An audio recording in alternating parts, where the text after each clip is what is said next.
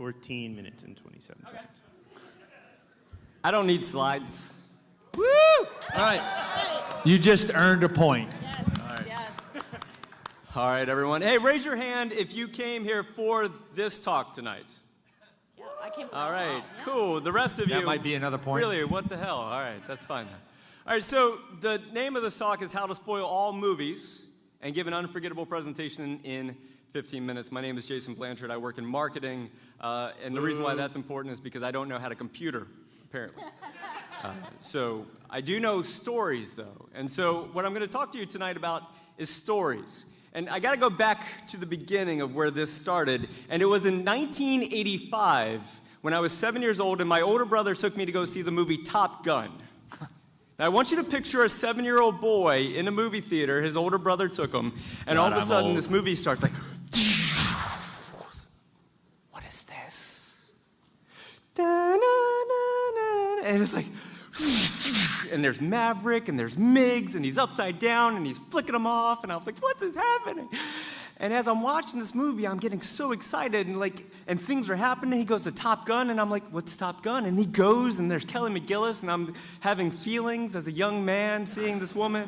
And all this is happening, and then I don't know if you remember, but there's a volleyball scene, and there's like, hanging with the boys. And I was like, I didn't understand that scene until much later in life. But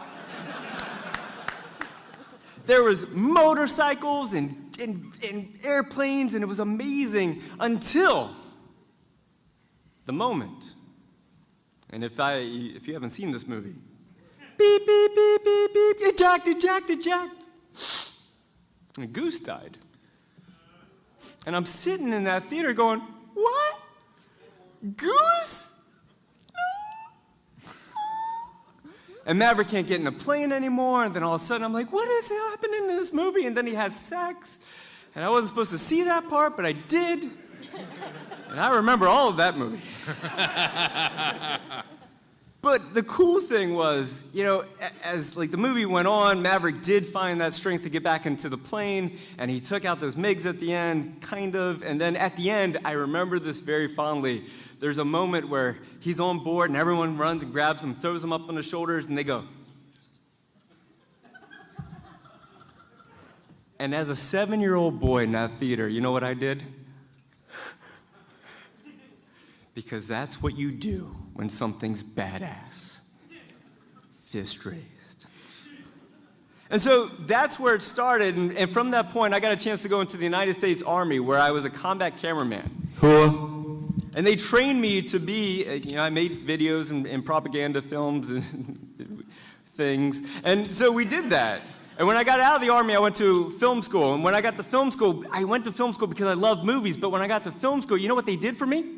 They ruined all movies. Because they said, here's how it works, and here's the shots, and here's the scene, and here's this, and here's that. And all of a sudden, I couldn't see movies anymore. I just saw shots and edits and motion and this, that, and everything else. And they ruined it. And I'm going to do that for you today. You're welcome. So all stories break down into 5 things. So all movies break down, or all stories break down into 5 things, and that is a hook, a beginning, a middle, a climax, an end. A hook, a beginning, a middle, a climax, an end. All good stories have a hook, a beginning, a middle, a climax, an end. And you know this because all of you in this room are storytellers, and I know this is true because I've heard it all day long. And I will hear it tonight and tomorrow and this weekend, and it starts like this. Hey, you remember last time at Shmoo? That's the hook. Then the beginning, and then the middle, and then the climax. And some of you, it was a climax, and you're trying to tell me the story, and I don't want to hear it. It's weird. But you tell these stories. We're all storytellers. And if you can start using stories in your day-to-day life on purpose, it will make what you do even easier. The other thing is this.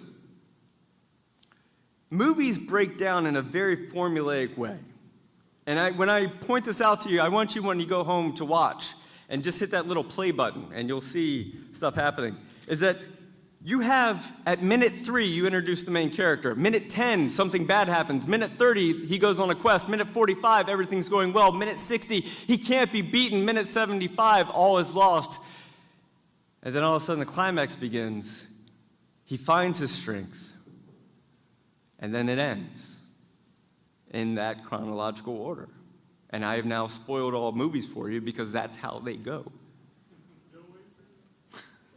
Now, the other thing is this. Now, when you watch a movie, what you're seeing is a series of cuts. A cut from one shot to another, to another, to another, to another, to another. And I want you to understand that cuts happen like this. An average cut is 3 seconds because your brain takes 3 seconds to go, what am I looking at? Interesting. Let me relate this to something in my life. It says, here's a yellow house. And you go, cool, yellow house. There was a yellow house on our street. There was a pretty girl that lived there. I remember her. That takes 3 seconds. You see something, you relate it. In 4 seconds, your brain goes, I see a yellow house. I remember a house on the street. A pretty girl lived there. I hate her. Because it's something that happened. You're relating it. In 5 seconds, your brain goes, I see a yellow house. There was a yellow house on my street. A girl lived there. I hate her. I wonder if she's on Facebook.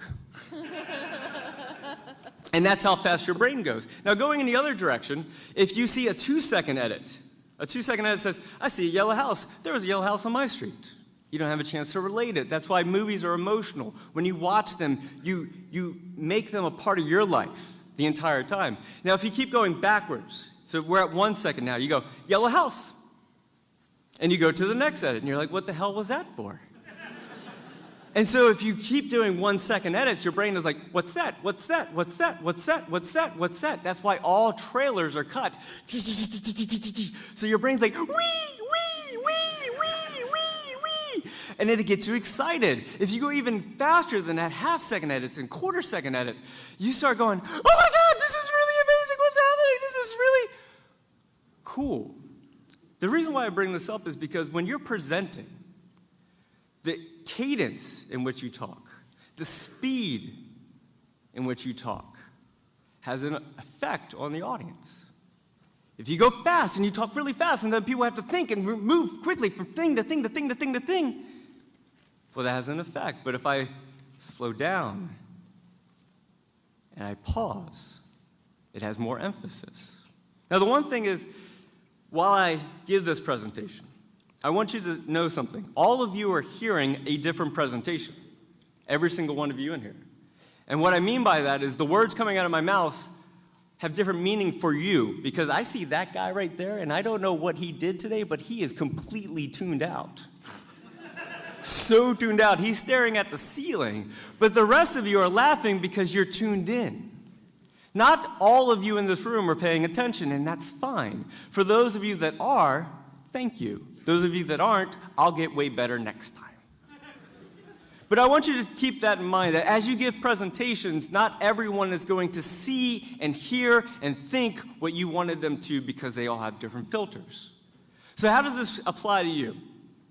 When you're writing an email, I write emails like this. I actually write the word hook, beginning, middle, climax, at end, and then I write a sentence to go along with it. Imagine this for you. Everything's broken. What a good hook. I took it all apart. It almost worked. I have now found terrible things in our system. And the climax. Here are my 3 solutions and how much they cost. And you end it with, and that's why you can't have nice things.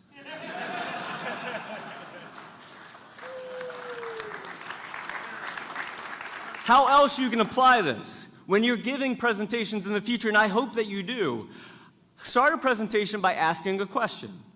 The reason why you ask a question is because everyone walked in here with all different types of things happening, and Grex had just talked, and this had just happened, and I wanted to get your attention. So I asked you a question. So you stop thinking about everything else and think about the question that I asked you. So I got your attention. Move on to why it's personal. You're giving a presentation. Well, why is it personal to you? Then you move on to, here's some interesting things that I discovered and I found. Then you move on to, here's how it can apply to you. And then you finish off with, in conclusion, and a thank you very much. So in conclusion, this weekend is going to be nothing but stories, and I want you to start listening for them. I want you to listen for the hook, the beginning, the middle, the climax, the end. I want you to become a storyteller intentionally.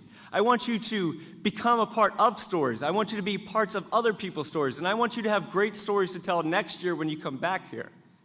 Because stories is about life, and if you're telling stories, you're alive.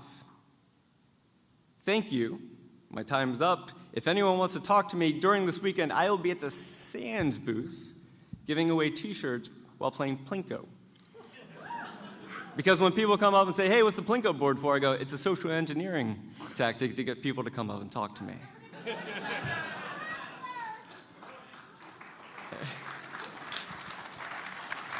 Thank you, ShmooCon.